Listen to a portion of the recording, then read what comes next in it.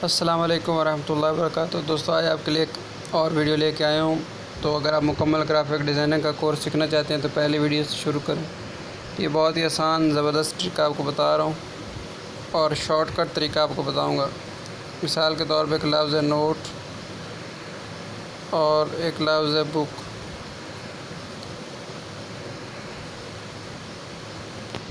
आप इसको बहुत ही स्टाइलिश तरीके से लिखना चाहते हैं तो आप इसको स्टाइलिश तरीके से कैसे लिख सकते हैं। सबसे पहले आप क्या करें, फ़ॉन्ट पे चले जाएं। फ़ॉन्ट करने के बाद ऊपर आपको ऊपर की तरफ देखें तो आपको ये सिलेक्शन वाला तरीका नज़र आ रहा है। इसमें से आप पहले नोट को सिलेक्ट कर लें।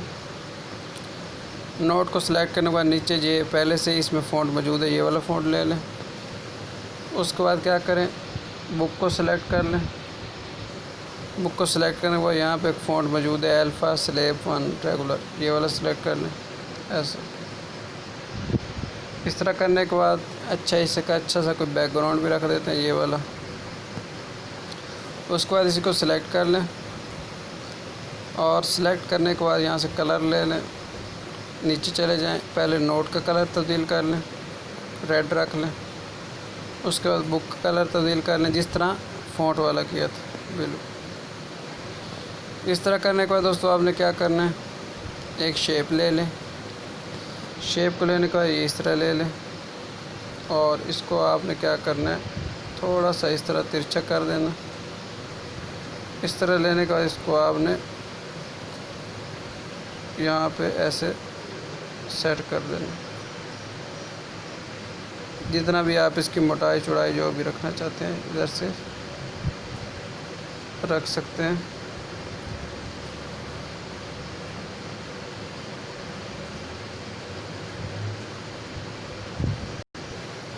ऐसा यहाँ पे सेट करने के बाद आप इसके टेक्सचर पे चले जाएं और ये जो भी हमने शेप लिया है, इस शेप का कलर आप जो भी रखना चाहें रख सकते हैं। तो मैं ये सिल्वर वाला रख देता हूँ, अक्सर यही रखता हूँ। इसको सेलेक्ट करने के बाद आपने एक और काम भी करना है, ये नीचे इनेबल्ड वाला बटन इसको कर दो।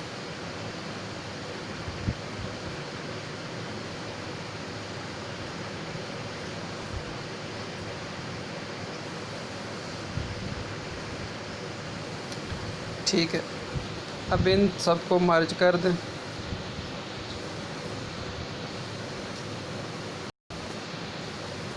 मर्ज करने के बाद इसका बैकग्राउंड आप फ्रॉम गैलरी से सिलेक्ट कर लें। ये चौथा बटन नीचे से और ऊपर फ्रॉम गैलरी पे जाने के बाद यहाँ पे मेरे पास एक बैकग्राउंड है। ये बहुत ही मशहूर बैकग्राउंड है, ये हर कोई अपनी वीडियोस में इस्तेमाल करता है।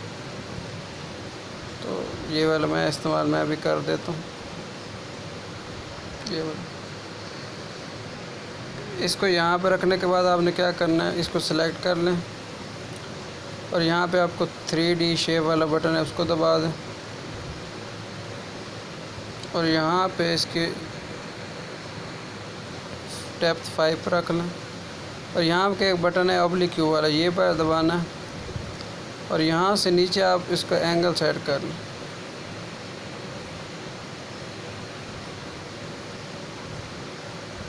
डेप्थ इसकी थोड़ी सी और कम कर लेते हैं।